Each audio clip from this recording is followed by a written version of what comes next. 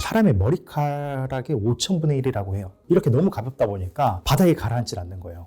그냥 공기 중에 계속 떠 있습니다. 그렇기 때문에 호흡을 통해서 당연히 인체 내부로 들어가겠죠. 근데 문제는 인체에 들어가게 되면 배출이 되지 않아요. 자연적으로는. 한번 들어가면 수십 년간 머물면서 폐에서 악성 종양을 일으키는 아주 무서운 물질이다. 제1급 발암 물질로 지정되고 나서는 전반적으로 이제 금지되기 시작했고,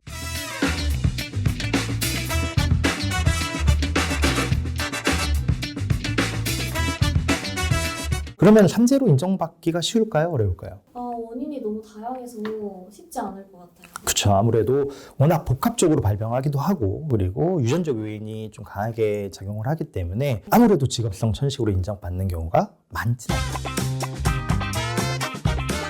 예, 안녕하세요. 산재금놈의 임준철 노무사입니다. 오늘은 그 흉막의 중피종이라고 하는 악성 중피종의 원인, 그리고 잠복기라든지 설명을 좀 드리고, 산재 신청이 왜 어려운지, 그리고 성면 피해 구제 급여가 왜 있는지, 이걸 대해서 전반적으로 한번 설명을 들어보도록 하겠습니다. 저 피디님 혹시 악성 중피종이라고 들어보신 적 있으십니까? 완전 처음 들어요. 처음 들어볼 만합니다. 이게 흔한 질병은 사실 아니긴 해요. 악성 중피종은 그 중피세포에서 발생하는 매우 드문 악성 종양이라고 보시면 됩니다. 대한민국의 경우 그 암 등록 자료에 따르면 매년 한 100여 명 정도가 새로 진단을 받는 것으로 알려져 있습니다. 이게 뭐냐면 흉막, 복막, 그리고 심막, 또는 고안막에 발생하는 희귀한 악성 종양이라고 보시면 될 것 같아요. 그래서 대부분의 악성 중피종은 흉막에서 발병을 해요. 그래서 한 80~90%가 넘으니까, 그래서 악성 중피종은 보통 흉막의 중피종이다 라고 보시면 될 것 같습니다. 악성 중피종의 원인은 대표적으로 성면입니다. 성면은 한때 거의 기적의 강물이라고 불릴 정도로 산업 전반, 그리고 건설업 분야 등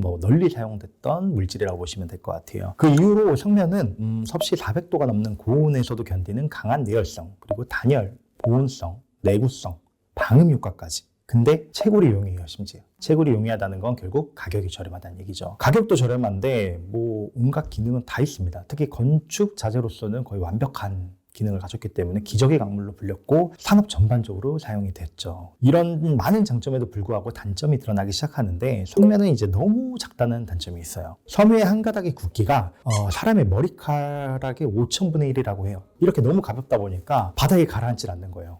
그냥 공기 중에 계속 떠 있습니다. 그렇기 때문에 호흡을 통해서 당연히 인체 내부로 들어가겠죠. 근데 문제는 인체에 들어가게 되면 배출이 되지 않아요. 자연적으로는. 한번 들어가면 수십 년간 머물면서 폐에서 악성 종양을 일으키는 아주 무서운 물질이다. 이런 원인들이 밝혀지고 나면서 국제암 연구에서 제1급 발암 물질로 지정되고 나서는 전반적으로 이제 금지되기 시작했고, 이제 과거에 사용했던 성면들 있죠. 그래서 성면을 해체할 때 작업을 하게 되면은 엄청납니다. 온갖 반직볼 다 입고 들어가서 주변에도 날리면 안 되니까 완전히 차단된 상태에서 이제 성면을 철거한다. 성면이 우리나라에서 금지된 시기가 얼마 안 됐어요. 2009년 1월 1일부터 전면적으로 금지가 됐거든요. 그래서 옛날에 한 20년 전, 25년 전만 해도 방송에서 성면으로 된 지붕이 있어요. 슬레이트라고. 그 슬레이트에 삼겹살을 구워 먹으면 그렇게 맛있다 해가지고, 옛날에는 슬레이트에 꾸일 깔거나 안 깔고도 심지어 삼겹살을 구워 먹었던 장면이 TV로도 나올 정도로, 그때 당시에는 성면의 위험성이 많이 알려지기 전이죠. 근데 어쨌든 구체적으로 1급 발암 물질로 규정이 되면서 우리나라에서도 전반적으로 사용이 안 되고 있다. 자, 그러면 악성 중피종이 한 80~90%가 다 성면이에요. 잠복기 자체가 굉장히 깁니다. 잠복기가 평균적으로는 20년에서 50년까지도 보고 있어요. 자, 그러면 성면 누출 가능성이 높은 직업군은 뭘까요?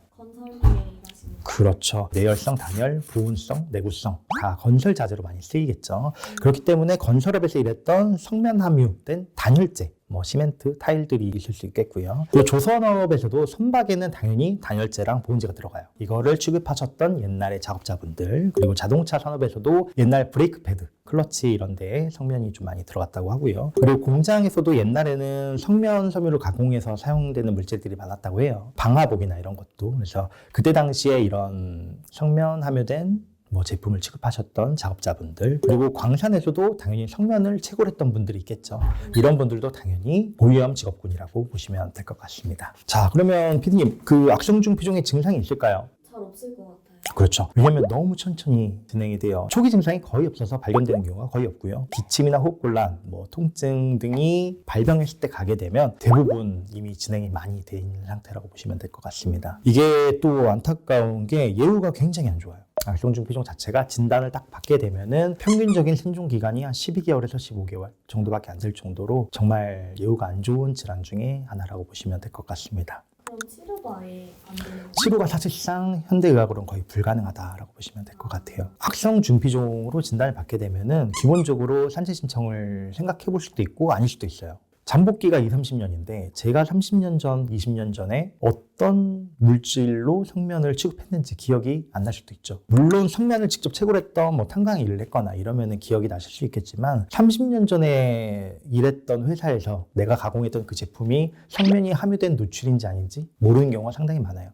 그렇기 때문에 산재 신청을 아예 생각조차 못 하시는 경우도 상당히 많습니다. 누적 노출량의 증가에 따라서 발생 위험도가 증가를 하겠죠. 당연히 성면이 많이 노출되면 그만큼 악성 중피종도 발생 위험이 높아지긴 하는데 그거 말고도 1, 2년간의 짧은 노출로도 발생이 가능하고 특히 3일간 노출되고 5년이 지나서 악성 중피종이 발생됐다는 보고도 있다고 해요. 그래서 성면 노출에 의한 악성 중피종 발생이 역치가 존재하지 않는다. 특히 성면 노출 근로자의 옷이 있죠. 그 옷을 보통 집안에서 세탁을 하겠죠. 배우자분이 세탁을 했는데 배우자분이 악성 중피종에 발병된 사례도 있다고 해요. 그 정도로 이제 간접적인 가정에서의 간접적인 성면 노출도 있기 때문에 더더욱 산재 신청은 좀 생각하기 어렵다. 산재로 안 된다라고 하게 되면은 성면 피해 구제 급여라는 게 있어요. 이 성면피해구제법에서는 산업재해보상보험법이나 공무원재해보상법 그리고 어선원재해보상법 같은 직업적인 유해물질 노출 경위가 불분명해서 산재로 인정받기 어려운 악성 중피종에 한해서는 성면피해구제급여를 지급하고 있어요.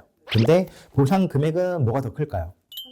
예, 대부분 산업재해보상보험법이나 공무원재해보상법, 어선원법 등에 따른 관련 법령에 따른 산재보상이 대부분 보상금액이 큽니다. 이제 이런 질병의 진단이 되게 되면 직업적으로 내가 유해물질, 특히 성면에 노출된 게 과거에 30년 전이든 40년 전에 있는지 한번 천천히 복기를 해보시고 만약에 있다라고 하면은 관련 법령, 산재면 산재법에 따라서 일단 신청을 해보시고 그게 안 된다고 하면은 성면피해구제급여로 조금이라도 보전을 받으시면 될 것 같습니다. 그러면 성면피해 구제급여는 종류가 뭐가 있는지 그냥 간단하게 한번 설명을 드리면 요양급여가 있고요. 그리고 요양생활수당, 그리고 장례비, 특별유족 조의금, 특별장례비, 그리고 구제급여 조정금, 미지급 요양급여, 성면피해 검사비용 이러한 성면피해 구제급여의 종류가 있다라고 보시면 될 것 같습니다. 기본적으로는 산재에 대한 보상금이 좀 더 크기 때문에 산재법 등에 따라서 산재를 먼저 신청해 보시는 걸 권유를 드리고요. 그게 아니고 직업적이나 성면 노출 경위가 도저히 안 된다. 그래도 포기하지 마시고 성면피해 구제법에 따른 구제부가 있기 때문에 이것도 청구를 해보시면 좋을 것 같습니다. 오늘 내용이 조금이라도 도움이 되셨으면 좋겠고요. 추가적으로 궁금하신 내용이 있으면 언제든지 질문 주시면 답변을 드리도록 하겠습니다. 이상 산재놈놈의 임준철 노무사였습니다. 감사합니다.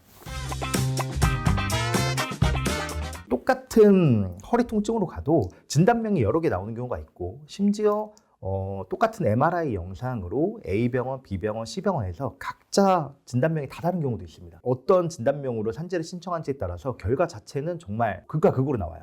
아예 승인이 되거나 아예 승인이 안 되거나 일부 승인이 나올 수도 있고요.